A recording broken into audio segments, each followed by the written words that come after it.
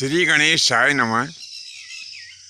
प्रिय बंधुओं, क्या हुआ कि एक समय नारद जी अनेकानेक लोकों में विचरण करते हुए और मृत्यु लोक में विंध्याचल के भवन में पधारे। विंध्याचल ने नारद जी का बड़ा ही आत्मीय स्वागत किया। नारद जी बड़े प्रसन्न हुए। इस समय थोड़ा सा विंध्याचल को अहंकार आ गया। विंध्याचल नारद जी के सन्मुख अपने ऐश्वर्य का बखान करने लगा। विंध्याचल नारद जी से कहने लगा कि प्रभु, मेरे समान श्रेष्ठ पर्वत इस दुनिया में कोई दूसरा नहीं है, क्योंकि सारे पर्वतों में सबसे ज़्यादा ऐश्वर्य मेरे ही पास में है। तब नारद जी हंसते हुए कहने लगे कि हे विंध्यराज, सुनो, तुमने यद्यपि जो कुछ भी कहा वह सत्य तो है, पर पूर्णतः सत्य नहीं है, क्योंकि सुमेरु के समान श्रेष्ठ पर्वत इस संपूर्ण विश्व में कोई दूसरा नहीं है। तब विंध्याचल कहने लगा कि भगवान बताइए, सुमेरु में ऐसी कौन सी खासियत है जो मुझ में नहीं है। तब नारद मुनि कहने लगे कि सुनो, सुमेरु पर्वत, उसमें सारे रत्नों की खान है। नाना प्रकार के रत्न के भंडारों से वह सुमेरु पर्वत परिपूर्ण है, और देवता लोग उसमें वास करते हैं। देवताओं के भवन उस सुमेरु पर्वत में बने हुए हैं। और फिर सबसे बड़ी बात, सूर्य नारायण स्वयं सुमेरु की परिक्रमा करते हैं। तो फिर भला बताओ विंध्यराज कि तुम्हारी और सुमेरु की तुलना कैसे हो सकती है। तुम सुमेरु पर्वत के सामने कुछ भी नहीं हो। ऐसा कहकर के नारद जी तो चले गए, और इधर विंध्याचल पर्वत के मन में बड़ा दुख उत्पन्न हुआ कि सुमेरु के सामने मैं कुछ भी नहीं हूँ, क्योंकि मेरे ऊपर देवता भी वास नहीं करते हैं। नारद जी के कहे अनुसार जितने रत्नों की खान सुमेरु पर्वत में हैं, उतने रत्न मेरे पास में नहीं हैं। अब चाहे कुछ भी हो जाए, मैं सुमेरु से बड़ा बन कर के ही दिखाऊंगा।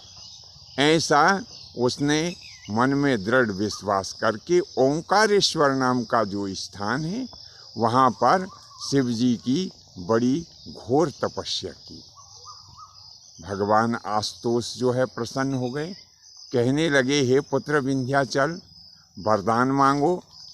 तब विंध्याचल कहने लगा कि भगवान, हमें ऐसा वरदान दें कि हम जितना चाहे बढ़ जाएं और सारे रत्न हम में निवास करें। सभी देवता जो है हमारे ऊपर निवास करें। भगवान शंकर कहने लगे कि तुम वरदान तो मांग रहे हो, हम दे भी देंगे, कोई बात नहीं, लेकिन हमारा तुमसे इतना कहना है कि कभी किसी के प्रति मन में जलन नहीं रखना चाहिए, क्योंकि जलन रखने से अपना ही नुकसान होता है। तब विंध्याचल कहने लगा कि भगवान, चाहे कुछ भी हो, हमने जो वरदान मांगे हैं हम तो वही वरदान लेंगे। तब भगवान ने कहा कि ठीक है, तुम अपनी इच्छानुसार वृद्धि प्राप्त कर सकते हो। और रहा देवताओं के निवास का प्रश्न, तो सुनो, जहाँ मैं स्वयं हर हमेशा स्थित रहता हूँ, वहाँ सभी देवतागण निवास करते हैं। आज से सभी देवतागण विंध्याचल में जगह जगह पर स्थान बना करके और निवास करेंगे। ये मेरा आशीर्वाद है। सभी रत्नों की खानें तुम में विद्यमान रहेंगी। अब क्या हुआ कि विंध्याचल को भगवान शंकर जी से वरदान तो प्राप्त हो गया। इतना बड़ा आकार उसने बढ़ाया कि सूर्य को विंध्याचल पर्वत के लिए पार करने में बड़ी ही कठिनाई का सामना करना पड़ा। जब सूर्य नारायण विंध्याचल पर्वत के पास में आए, विंध्याचल पर्वत से कहा कि तुम मुझे मार्ग दो, मेरा मार्ग मत रोको। तब विंध्याचल पर्वत कहने लगा कि अब तुम मेरी परिक्रमा करोगे, मैं इसके पश्चात ही तुम्हें जाने दूंगा। सूर्य नारायण कहने लगे कि भाई ऐसा विधि के अनुकूल नहीं है, प्रकृति गड़बड़ा जाएगी, मैं तुम्हारी परिक्रमा नहीं कर सकता। ऐसा ब्रह्मा जी ने नियम नहीं बनाया कि मैं तुम्हारी परिक्रमा करूं। विंध्याचल पर्वत कहने लगा कि चाहे कुछ भी हो जाए, मैंने वरदान प्राप्त किया है और अब मेरी परिक्रमा किए बगैर तुम यहाँ से नहीं जा सकते। अब तुम पहले मेरी परिक्रमा करो, फिर सुमेरु गिरी के पास में जाना।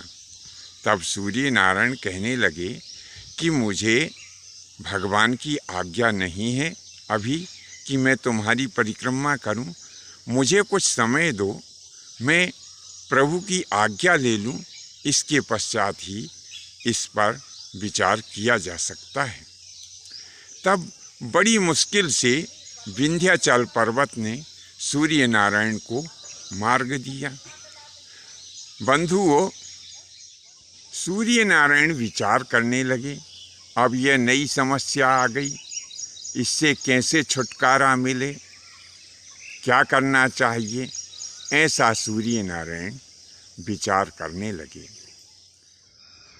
सूर्य नारायण ने देवताओं की एक सभा बुलाई, उसमें इस बात को रखा गया। सूर्य नारायण कहने लगे कि हे देवगणों, अब यह विंध्याचल नाम की एक नई विपत्ति सामने आकर के उपस्थित हो गई है, इससे कैसे छुटकारा प्राप्त किया जा सके।